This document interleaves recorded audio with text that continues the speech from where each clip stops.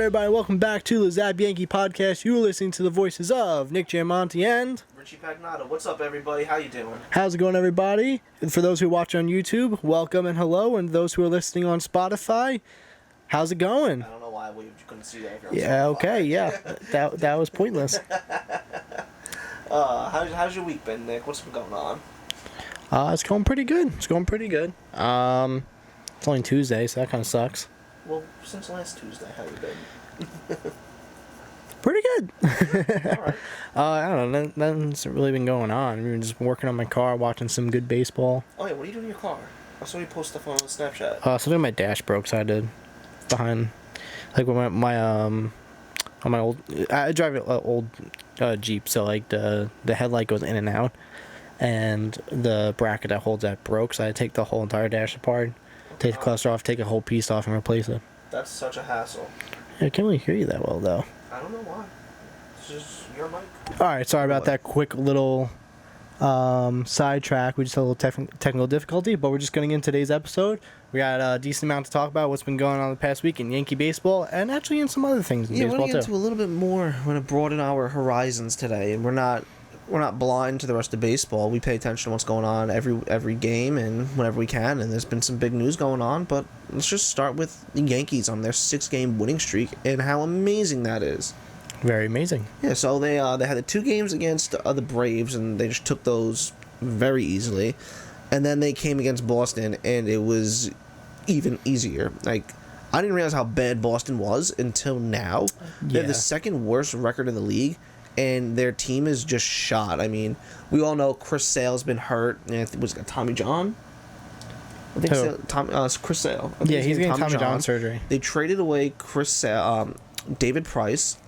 Edwin Rodriguez doesn't play anyway this year. Yeah, Edwin Rodriguez got hurt, and like their number 1 guy is their number 4. It's Nathan Eovaldi, and I mean we all know him from when he was a Yankee and when he dominated us in the playoffs. And quite frankly, he's not that good. He had some magic in his hands a couple years ago, but he was never that good with the Yankees or any other team he was on.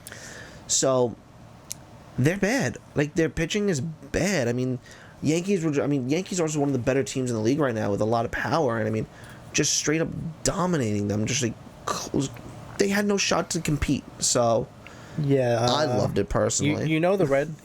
Everyone's saying the Red Sox are in a lot of trouble when JD Martinez comes out and says like, this is not a fun or easy year. And what's surprising was he never says anything. And a lot of people are saying like they feel like there's more problems going on in the clubhouse than there are on the field. I'm not going to be surprised. I mean, honestly, if I'm that team, I'm so upset with the front office further hamper or like re-aggravate an injury. And it's not going to. He only went 4 innings the other day, but another dominant game. That's a lot of pitchers that game.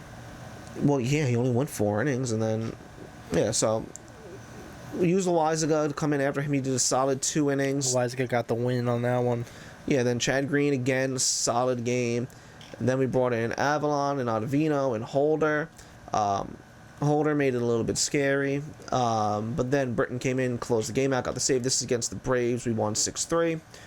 But how have we not even mentioned this today? Let's talk about Frazier. Mr. Frazier. Red Lightning. It's Thunder. Red Thunder. Ooh, my bad. Red Thunder is back. Dude, I'm so freaking happy. I've been for years saying to call him up, play him. His first game back, he went 3 for 4? Yeah, he went 3 for 4. His first at bat, he hit a home run. Yes, and it was beautiful. I think next year is his year. I hope so. I think next year is his year, and he's going to be in the starting lineup, because I've been slowly thinking about the past couple games, actually, and after seeing Brett Gardner, I have a feeling if the Yankees win the World Series this year and go all the way, I think he's going to take the ring and he's going to call it quits. Me too.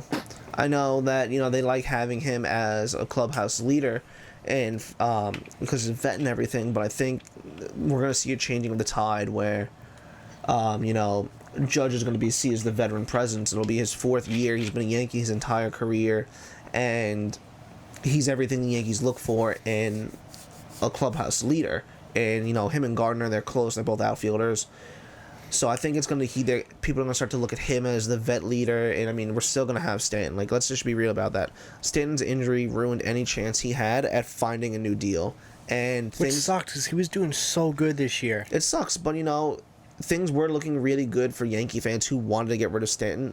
I'm not one of them, but he had a really, really, really hot start to the season, and after you see Trout, you see Mookie, you see Cole, you see Scherzer and Strasburg, you see all these major players like MVP candidates, the best in the league at their position and what they do, getting these monster deals, all surpassing Stanton, making his deal look so small. He's got to be hungry. He's got to be like, I hit 52 home runs. I'm an NL MVP. I can do it again. I want to get paid again. He's making like 35 mil a year right now, or like 25 to 35 mil a year. I forgot exactly how much. So he's getting paid a lot. If he had a big year, I could very easily see him opt out for the season and go to another team. I don't think the Yankees would be foolish enough to do what they did with A-Rod, like give this guy an opt-out decision and then say, okay, you're going to opt out, but we still want you. We're going to just give you more money, especially because Yankees have so much depth, and like we're saying, like we all want Frazier to be in the lineup. And whether that's as a DH with a crowded outfield or as a starting outfielder, we're happy with him. But let's be real. You have to pay Judge, and you have to pay Torres. Then you have to pay Sanchez. As much as people don't want to pay Judge and Sanchez right now, you're not going to find a better replacement for Judge. And there's very, very few catchers that are better than Sanchez. Everyone's like, oh, he can't stop the balls. He gets so many pass balls. Like, listen, like I said every day, he went from last in the league to second to last and made a huge jump under Aaron Boone and his regime to the 14th best defensive catcher in the league. So, give him some time. He's still young. He's still learning. He's going to get there. He's going to be a solid defender. And nope, you don't run on Sanchez. You run on Sanchez, you're out. Like, did you watch the other game? Was it last night or the night before? So, what I took away from Sanchez the last couple of games is he did have a lot of trouble blocking a lot of pitches behind the plate that led to runners moving up and runners scoring that didn't have to score. He did gun down people stealing a lot, which was awesome. He did hit some home runs, but he still is an old game. Go to the latest game. I want to see where his batting average has gone up to. I think he's almost at a 200 right now, but it's still very... So I think this is where he first started his home run streak. No. Yeah, he has been picking up the game before, so his bat the past couple of games. It's still very low, but here's my thing. All right, hold on. With the catcher. He went from 104 a week ago on the 12th, and that's when he hit his first home run and like really started to break out of that slump that he was in. To where's the Yankee game? Right here. Go to the game before that because he DH. So all right, he didn't go up that high. He only went up to 129. The game before that, he was at 133. Yeah, he didn't go up a lot. He didn't go up a lot. But he went up 25 points. And, he had a hit in 4 straight games. I don't think he hit yesterday, but I think he got a walk.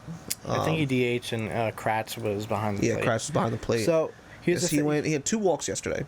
His on-base percentage is not shown here. What happens? Here's the thing with Gary Sanchez lately. And Alex Rodriguez was saying, because he was calling the game the other day, he was saying, he goes, Sanchez has to stop putting his leg out.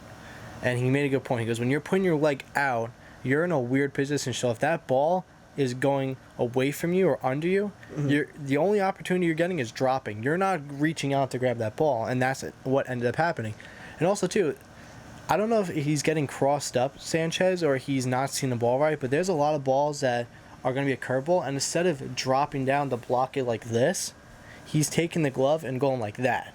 That's been his biggest problem since he's come up. That's just unfortunately that's what he's done his whole life, and that's what he does. He's got to work on that. Don't give it that, because you can't catch a ball like this when it's in the dirt. That's why it's bouncing off of him and it's going past him. Yeah. So that I have been seeing a lot of good things from him and a lot of still sloppy mistakes that I think he needs this. We're almost done, almost halfway to the end of the season. Yeah. You got to start changing your act up if you're going to really show yourself as being the starting great defensive catcher for the Yankees. I think he's never going to be a great defensive catcher. If we're lucky, if he's middle of the line, and I think people have to come to terms with that and they have to accept it. He's one of the premier power hitters in the entire league, fastest player in league history to 100 home runs. When he gets hot, and you can't stop him. And he's getting lukewarm right now. But he's also not an average hitter. Like, okay, his first year he hit 299, but that was in 50 games. Then he hit 270, and then after that he started the injuries and hasn't played a full season since. And his career average has dropped dramatically to 240, 241. So he's going to be a guy who's going to hit you 250. If you're lucky, he's going to hit you 250. This year he's going to hit you, if you're lucky, he's hitting you 200. It's not ideal. It's very bad. But they're going to give him money because he's a homegrown player and he's working behind the plate and he is making efforts to improve. And we saw that last year. The only thing that sucks about this year is COVID. And, you know, he was making some nice strides, but he never got a full nobody got a full training camp, not just him. Nobody got the proper time with their coaches to, you know, really learn and fine-tune their mechanics. And I feel like that's a problem for him and for Torres, that both of them are struggling out of the gate, and they're both struggling offensively and defensively. And, you know, you look at a guy like Thairo Estrada come in, and he's playing great. Frazier come in out off the bench, and he's hitting over 400 home runs, doubles, 5 RBI games. Like, he's killing it.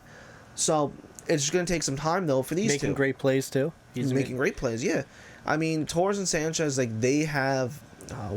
Torres' average actually went up a decent amount because he was under 150 for a little bit of the season. Yeah, I think he went 4 for 4 the other day. Yeah, or like 3 for 4. Yeah, he's now at 246. Yeah, and I mean, Torres, we all knew he's gonna hit for average, he's gonna hit for power. Just give him time. Sanchez, he's not gonna hit for average, so it's gonna be a lot harder for him to pull that average up. He's gonna hit for power, so you're gonna be looking at his slugging and his OPS, and he still gets on base though. I mean, everyone's like hates him. All he does is strike out. Yeah, he struck out half his bats last week when we spoke. But, you know, he walks a lot, and he gets a lot of deep counts. Like, I know last week he had back-to-back at-bats where he went 11 pitches and then 10 pitches. And unfortunately, he got out on both of them. But, you know, since then, he's got at least a hit in 4 games. He's been on base in at least 6 of them. And, yeah, the 6 that we've had played since then with all the walks and everything. But he's coming around. And we got to be patient with him. And I'm just so sick of hearing and seeing everybody like just bash him and Stanton and Judge. Like, oh, they're always injured. Stanton and Judge are going to get injured. It's unfortunate. They're both bigger people.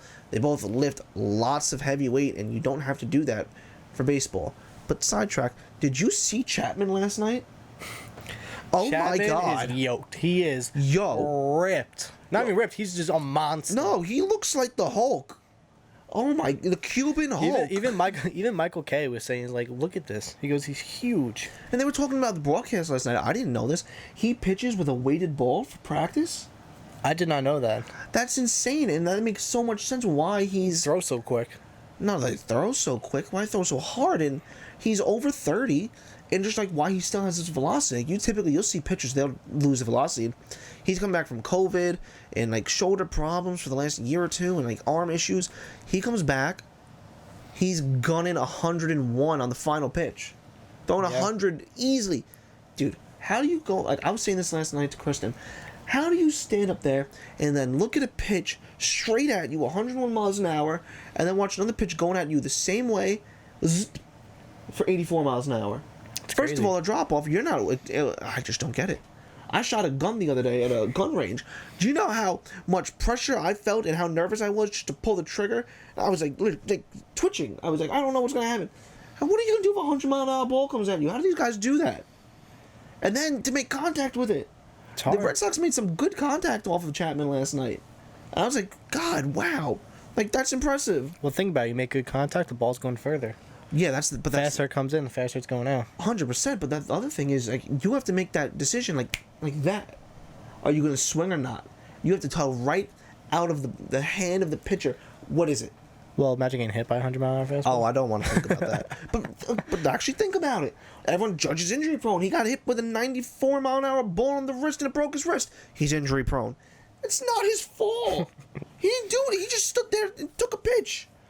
It's not his fault. Oh my god, people drive me nuts. Well, we got Chapman back, and a lot of people are kind of disappointed because Britton's not going to be closing probably anymore this season. And he said too, he goes, "Look, I came to this team to win." He goes, "I have a part. Everyone has a part.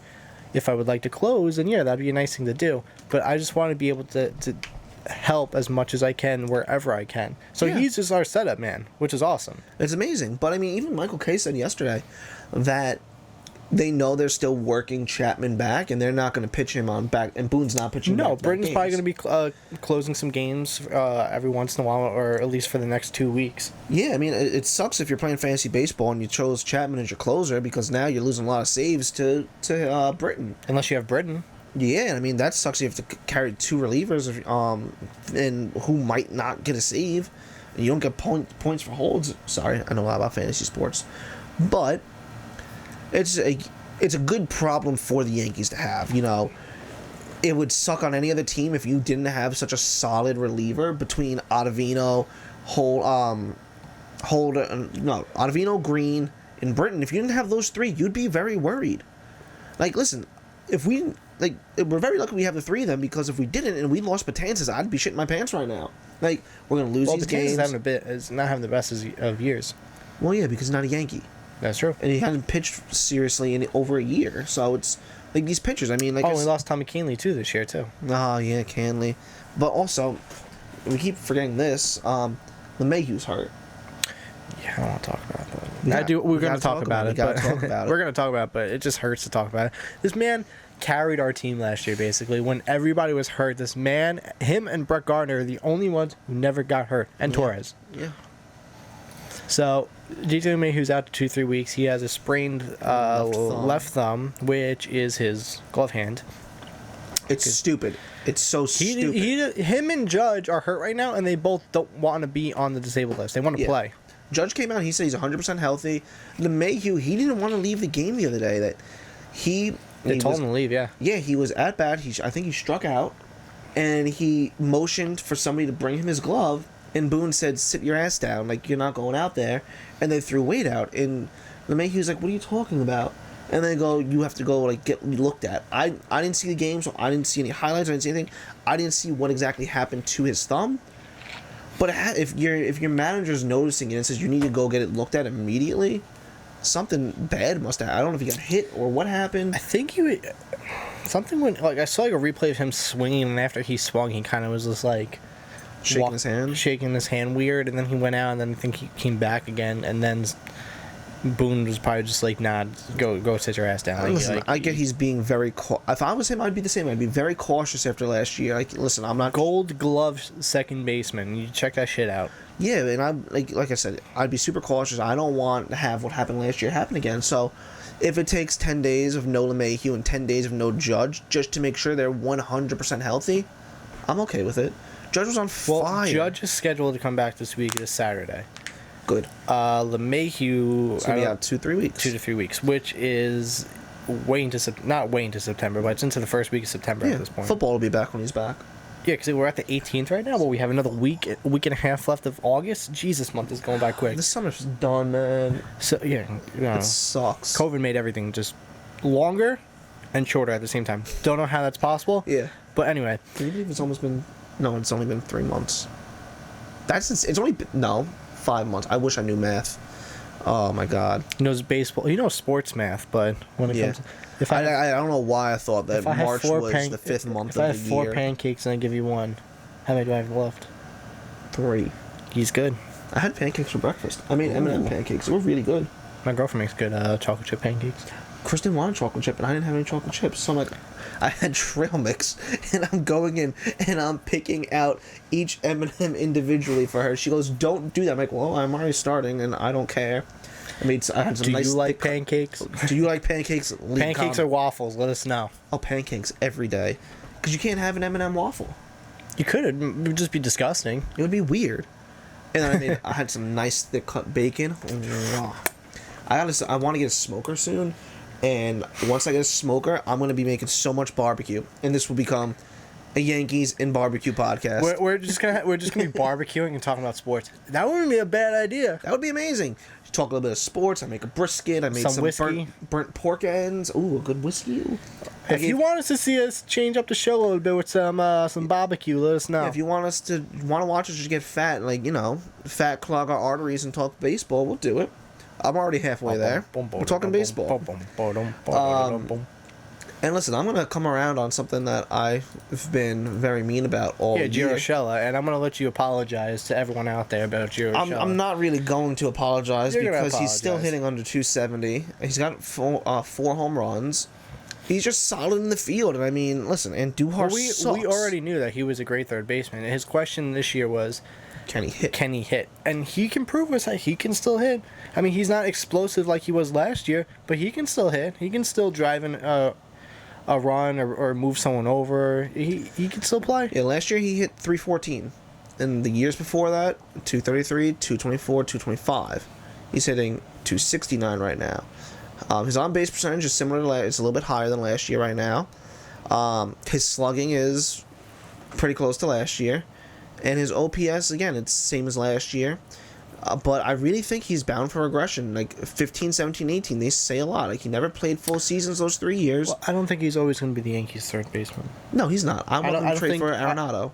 I don't think his career is going to be the rest of the Yankees. I think he might.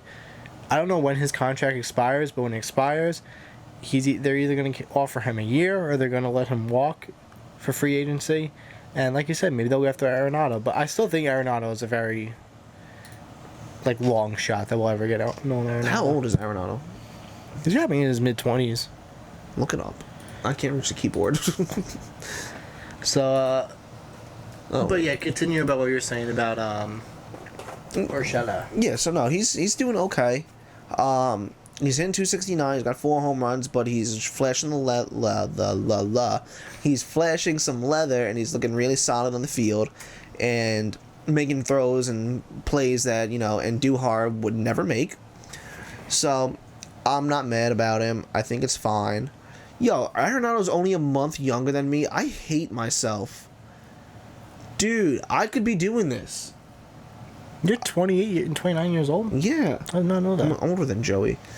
But I'm gonna go on a rant for a minute, guys. All right, I'm gonna tell you about why you should never give up on your dreams and end up like me. So back in high school, freshman year, my neighbor, he was a professional baseball player. He played for the Blue Jays minor league system. Sean Nolan? No. I don't remember his name. I know his last name was Ambrosio. Oh, okay. His kid that graduated high school. Ciro Ambrosio. He only played in the minors, never made it to the majors, but he just took his career and made himself a batting instructor. So I'd go to him every Saturday for about a year. I went from crap to a super, super good hitter. And I'll say it to the day I die, nobody hit the ball better than me at high school tryouts. Everything that came to me, zoom, zoom, zoom, line drive right by the... Is that the sound the ball made? Yes. Right next to the L screen, just straight down the middle, boom. People are fouling balls off, just hitting straight pop-ups. Then I can't field a ground ball to save my life. Never could, never will. So don't ever hit a ground ball to me. So they're giving us ground balls in the auditorium, and I can't stop a ground ball on grass. I'm going to stop it on solid wood. So I got down on both knees to stop the balls. It was very embarrassing. And then in the outfield, they hit 2 home runs, so I couldn't catch those. And then they hit one that was way too short. And then I got nervous and I alligator armed the throw. But I should have made the team, and I should have been Arenado. How are you going to make the team or be Nolan Arenado if you can't field? I'll be an outfielder. I'd be an outfielder or a DH. Okay, if you were a DH, and that's different. Yeah, I could be a DH. Okay. And I'll just be I'll be the DJ in the Mayhew. I'll just hit solid singles left and right, and a couple home runs. I could have done this. It's not that hard. Yes, it is. You can still do it. I'm 29. Well, who's gonna pick fat me? Nobody. I'm too short, and I'm not good. I haven't swung a bat in forever. So yeah, we went from Giroshella to a fake apology to him having a sad career that never happened. But yeah, you think you could be Nolan Arenado, but all you can do is just hit. you can't do any fielding. I have no hand-eye coordination. I have no quick twitch reflexes, and I'm overweight. So that's me as a ball player. I am the modern-day Babe Ruth. You know who's also the modern day Babe Ruth? Apparently, in Alex Rodriguez's eyes, is Mike Ford. Did you hear that the other day? I saw somebody compare pictures of them, and they have a similar swing. So, Mike Ford see hit it. a bomb the other day, and Yeah. Alex Rodriguez was saying that him and Babe Ruth are like twins. Yeah, just because they... Well, that's because... That's what I wanted to say before, actually, is if John... just to go back to Wait, something did we you touched say on Ford or Voight? No, Ford. Oh, okay. So if, say, Giancarlo comes back soon, has a great rest of the year, decides, hey, I'm opting out, I don't want to come back, I want to go to another team, and the Yankees let him walk and say, fine, bye, we're not making a mistake again, we're not making an Ellsbury mistake, we're not making an A-Rod mistake again, peace. I think that, obviously, 100%, no questions asked, you re-sign Judge, you bring Frazier up to the league, and this is also speculating that Brett Gardner retires, so your starting outfield is going to be Frazier, Hicks, and Tallman. Judge. Or Topman too. Yeah, Judge. Well, starting I'm going to have Hicks. I'd probably start Talkman over Frazier. Okay, well, we'll see. But either way, Frazier is 100% on the team now. Yeah. Then you can have Luke Voigt still be your starting first baseman, alternate him a little bit with Ford, DH. but Ford is your new DH now.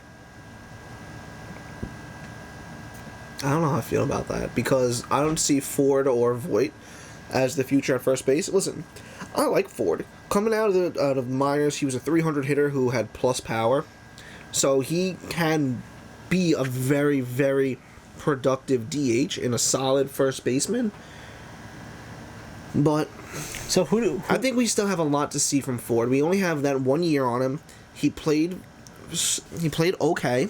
I'm not gonna so overstate what he did. Do you think that they trade away eventually for a long-time first baseman, or bring someone up, or do you think Voigt is our first baseman? He's basically like a next kind of Teixeira, where he's on the team for a bit. He wanted Yankees, like, over their last 20, 30 years, look at who they've had at first base. Tino Martinez. The only homegrown players were Tino and Mattingly. They signed Giambi. They traded for Teixeira. Mr. Teixeira. Mr. Teixeira too.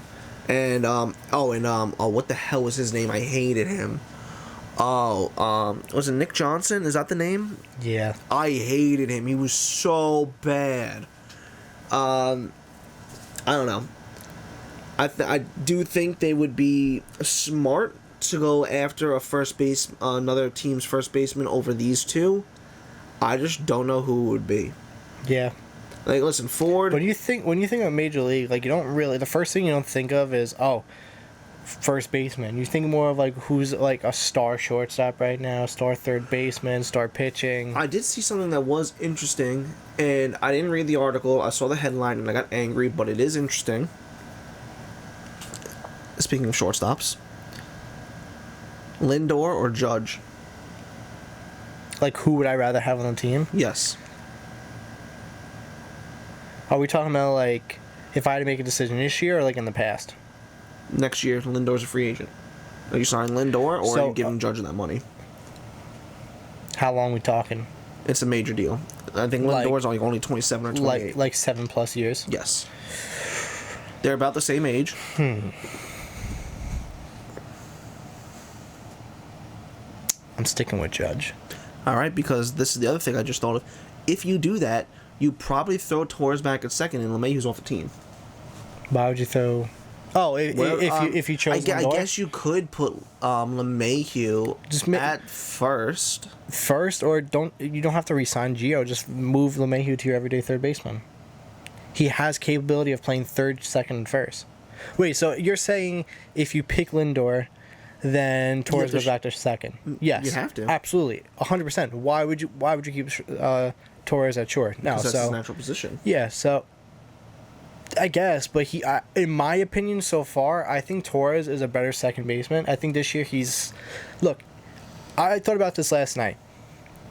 this is the perfect year for him to come up as a everyday shortstop, to learn it and get it packed down right. Because if this was a normal season and he was playing like ass, that sucks for the Yankees, because now like they how put he all is? their they put all their faith into him as a shortstop. And look, Derek Jeter probably made errors on his first year coming up. Yeah. Everybody does. But out of his whole career, this is the best year for him to learn it and get it down right. You're only playing 60 games. Yeah. So this is like the best year to really perfect it, and then next year come back stronger and be in the top 5 shortstops. Listen, I think in a year or two, we will have that conversation towards being a top 5 shortstop. Yeah. I mean, us as Yankees fans, we see him as the best shortstop, but I mean, we're also, biased. And He I mean, makes great plays at times, and he has trouble he's leading the league in shortstop errors for shortstop this season with 6 as of shortstop last is night. a very hard position. It's extremely hard. And, now you have to fill the shoe. Excuse me. You have to fill the shoes of TDD. Jeter and Didi. And both of them were very, very solid defenders. And Didi's having a great year with the Phillies so Of course far. he is. And then everybody, the biggest thing with Torres coming up wasn't his hitting, it wasn't his power, he was a silky smooth fielder. Mm-hmm. And everyone's like, oh, he's so good. And then you hear, you watch him make an error last night, and then you hear that's his 6th of the season that leads the league for shortstops. It's like, wait a minute. Has he not been as good as we thought? And his mechanics, once he gets the ball, how he throws it, it's smooth, it's one motion, it's perfect. But him getting the ball is another conversation. And last year at second base, he made a bunch of errors too. And everyone's like, it's not his natural position. Like, he'll be fine. Once put him at short, he'll be fine. It comes off the ball differently, and this is listen, it does, different angles and all that shit. But he might not be as good of a defender as we think, and I think that's going to limit him in the future for how much money he gets. And listen, I don't think he's going anywhere. I don't think the Yankees would be dumb enough to trade him. They've been The Yankees hungry. are never going to trade Gleyber Torres. They wanted to draft Torres, and then the Cubs did, and they made that genius trade to get rid of Chapman for him. Imagine the Cubs had Javier Baez and Torres as a short baseman, second baseman. That would have been insane. Yeah, they would still be competing for World Series instead of, debating whether or not they should tear the whole thing down and trade Chris Bryant. Okay, two things before I get into the second one. The first one is theory. Theory. With the Cubs playing as well as they are this year, do you see a Cubs-Yankees series? What are they? What's their record? I didn't know They're in first place right now. Go down. Look at their 14-7. That's really not bad. Not at all. That's pretty good. If they can get past the Dodgers, it's pretty, and the Yankees can get past the Athletics in the playoffs, I'm pretty sure that we can have a Yankee Cub World Series. Is Kimbrel even good this year? He's doing pretty. He's okay. ERA is 13.5. Yeah, that's what I'm saying. He's okay. He kind of sucks. Okay, 13.5. That's not good. So who would you rather choose, Lindor, or would you pick Judge? Because if you pick Lindor, you have a huge infield mix you got to figure out. No, and then I'm taking Judge. At that point, because like you said, if you lose in Leahy, you lose in Judge. Now, your outfield is now a little bit weaker. Your infield's a little bit weaker because you're losing. Oh yeah, no, I'm definitely keeping Judge in that scenario. I don't. Unless the Yankees can get an amazing trade one year for Lindor, maybe he'll come to the Yankees. But I think a better chance between your fantasies are, I think Arenado is the best chance coming to the Yankees over Lindor. Yeah, Arenado would be a lot easier to get over. He would be our star third baseman. You would have Torres, who in a couple years would be a star shortstop. You have LeMay, who is already a Gold Glove at second. Oh, Arenado's not even having a good year. Been 238. You get him for cheap. His career 300 hitter. When does his contract end? They just signed him to like a major deal. Okay, so then he's never come to the Yankees then. And I understand that. But there was a lot of talk that they gave him this deal last year and they want to trade him already. Let me see. Oh, I remember that beef. Mm-hmm. I don't even think. Honestly, I still don't think he wants to be on the Rockies because once that beef came out, he was basically saying, "All right, trade me away then. I don't want to be here anymore then." He got mad because, and I don't blame him. It was like, oh, he found out that they were like shopping. He was like, all right, cool, trade me. If that's what you really want to do, go ahead. Then I don't. If you don't want me, I don't. Trade me to a winning team. Yeah.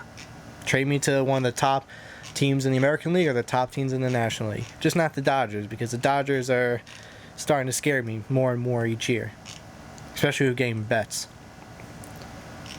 Where the hell is all this stuff? Why is it not on RotoWire? Yeah, I'm definitely choosing Aaron Judge, though, over. Here we go. Lindor.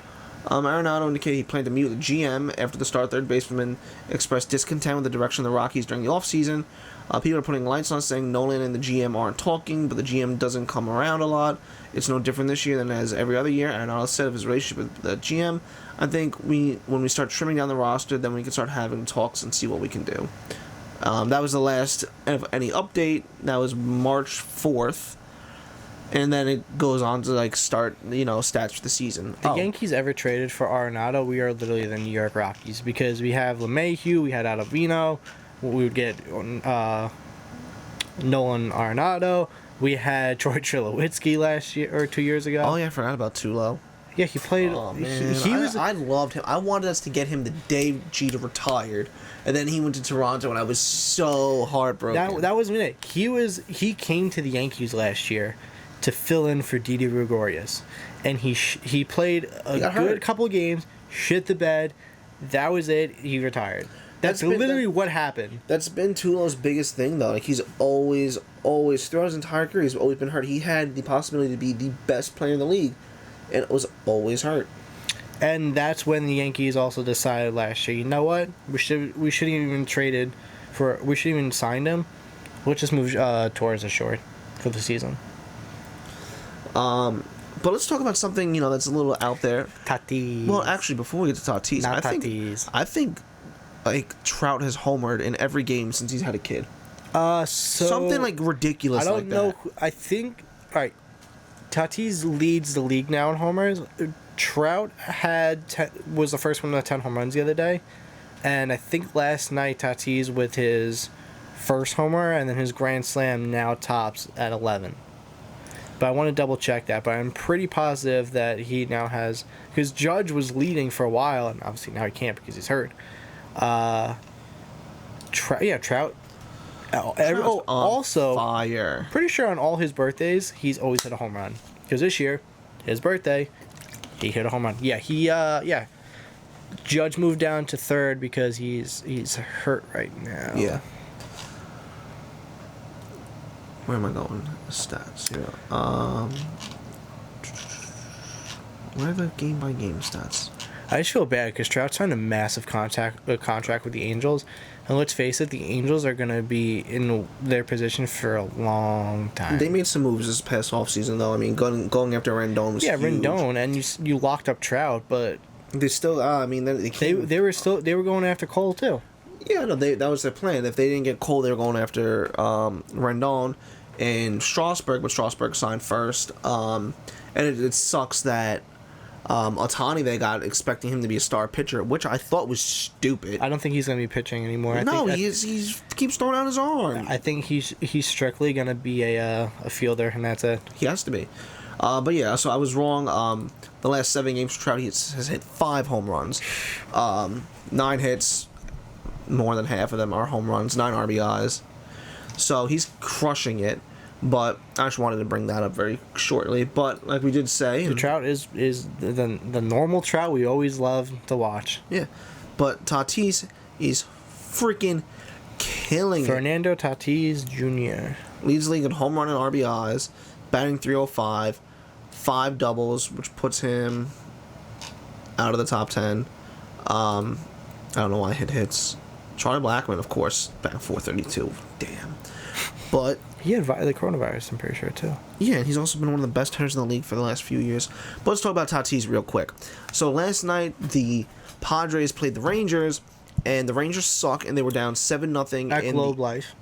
Yeah. They were down 7-0 in the 8th inning, and they, for some reason, just let the bases get loaded. And they're pitching Tatis Jr., who is one of the youngest, most amazing hitters in the league. Also a great shortstop, and also had a home run earlier in the night. Yes. So he already hit a bomb, so maybe you think, maybe just walk him, give up the 1 run. It's going to suck, but you're already going to lose, but whatever. The pitcher starts to throw a heater down the middle. The dumbest thing you could do to the best power hitter in the league at the moment is throw a fastball down the middle. So what does Tatis do? He turns on it, jacks it out of the stadium, boom, grand slam, 11-0 Padres. Yep. So Now comes the post-game presser. Like, so first of all, the team's all pumped. Way to go! Boom, boom, boom. I have to high also five, say steps too up. that the brown jerseys they won yesterday, mint. Oh no, I like those jerseys Mint. a lot. They're sick. Yep. So then comes the post-game presser, and Padres, they're all happy, they're excited, big win, blah blah blah. The manager comes out and says, Of the Rangers. a manager of the Rangers comes out, thank you. I'm really upset with how that game ended, up 7-0, you're going to really turn on a 3-0 pitch. Really? You're going to do that with bases loaded? You're going to turn on a 3-0 pitch? It's an unwritten rule. No, it's not. And then... Unwritten rule is stealing bases when you're up 15-0. Which I would That do. is unwritten, because at that point, it's like, why are you stealing bases? You're up so much. Yeah. But if 3-0, you can do whatever the hell you want. Yeah, so then Tatis comes up for a presser and he goes, listen, guys, like, I'm still young, I'm still, I'm still hungry, but, next time I get a pitch like that, I'll let it go. He'll let it go. And he's, why are you apologizing? Why would you let it go? There's no reason to apologize. It's not like I'm sticking up for my favorite baseball player in the league.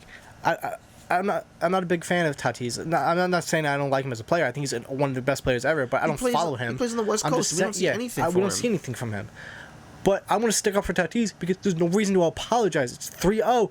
If I had a fastball coming down the middle, I'm taking a swing on that too. I'm hitting a bomb.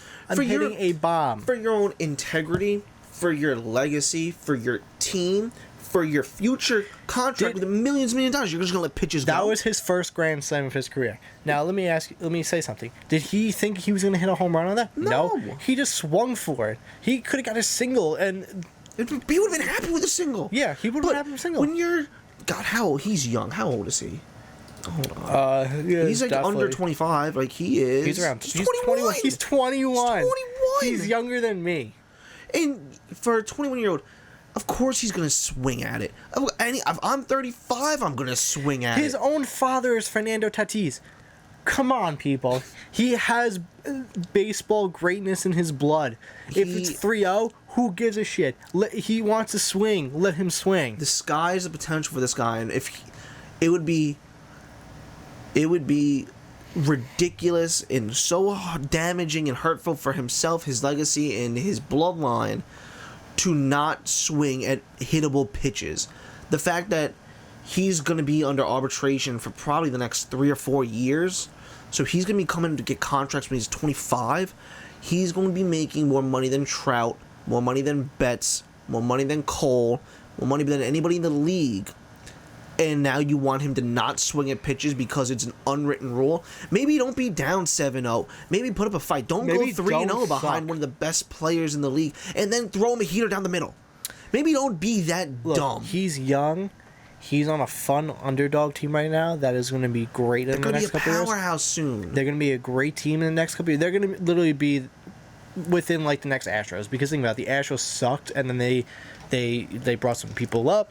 They're literally a pitcher away from being a competent, scary team, and that's been their biggest problem. Don't be surprised if you see that in the next couple of years the Dodgers start to fall a little bit and the Padres rise above them. It's possible, and I think it's going to happen. He's on a fun, great team. He plays in a fun ballpark. They wear awesome uniforms. They have a great legacy. Not a great legacy. No. The Padres aren't the best team in history. They have one of the best defensive infields in the entire league. They absolutely do. They're 500 at the moment. They're 12-12. They have a long way to go, and like I said before, they're just... who plays second for them? Because I know it's Hosmer first.